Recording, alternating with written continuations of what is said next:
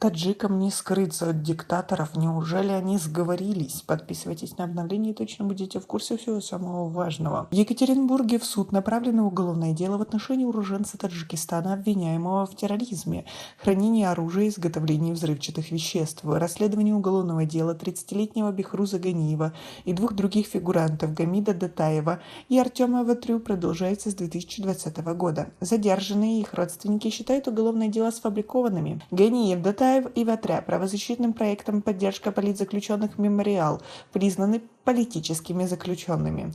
Файзиниса Ганиева, мать Бехруза Ганиева, сообщила 26 сентября, что судебный процесс над ее сыном начнется 5 октября в суде города Екатеринбург. В апреле 2020 года сотрудники полиции города Лянтор в Ханты-Мансийском автономном округе задержали Бехруза Ганиева, Гамида Датаева и Артема Ватрю и предъявили им обвинения в хранении оружия и взрывчатки и изготовлении взрывчатых веществ. Обвиняемые утверждают, что оружие и вещества им подбросили. В декабре того же года они были освобождены, так как истекли предельные сроки пребывания под стражей по вменяемым им статьям, а после выхода из СИЗО 17 декабря им были предъявлены новые обвинения. На этот раз по террористическим статьям, после чего все фигуранты были снова помещены под стражу. Кроме того, всех троих обвиняют в том, что они якобы планировали взорвать мечеть в Лянторе в Хмао и убить ее имама. Файзиниса Ганиева считает, что уголовное дело против ее сына сфабриковано, а оружие, боеприпасы и взрывчатки им подбросили сотрудники полиции.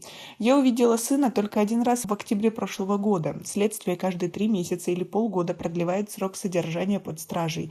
Сын рассказывал, что в СИЗО оказывают на него давление и постоянно оскорбляют, рассказала мать Бехруза Ганиева. Правозащитный проект «Поддержка политзаключенных Мемориал» признал Ганиева, Датаева и Ватри политическими заключенными. Поводом для политически мотивированного уголовного преследования фигурантов этого дела Мемориал считает защиту ими прав мусульман города Лянтор, которых силовики забирали прямо из квартир, избивали, а затем заводили на них дела об административных правонарушениях и штрафовали их. Уголовные дела Датаева, Ватри и Ганиева изобилуют процессуальными нарушениями и фальсификациями.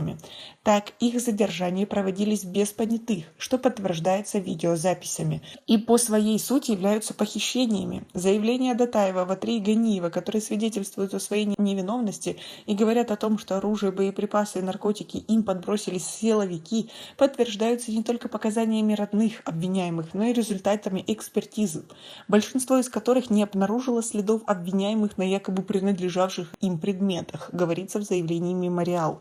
По словам родных, Бехруз Ганиев, Гамид Датаев и Артем Ватря в октябре 2021 года в СИЗО Сургута, Хмао, объявили сухую голодовку и потребовали расследовать фальсификацию против них уголовных дел.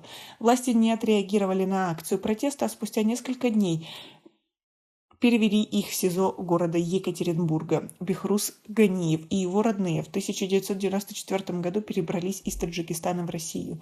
У Бехруза российское гражданство. Мать обвиняемого в терроризме политзаключенного обратилась за помощью и к властям Таджикистана.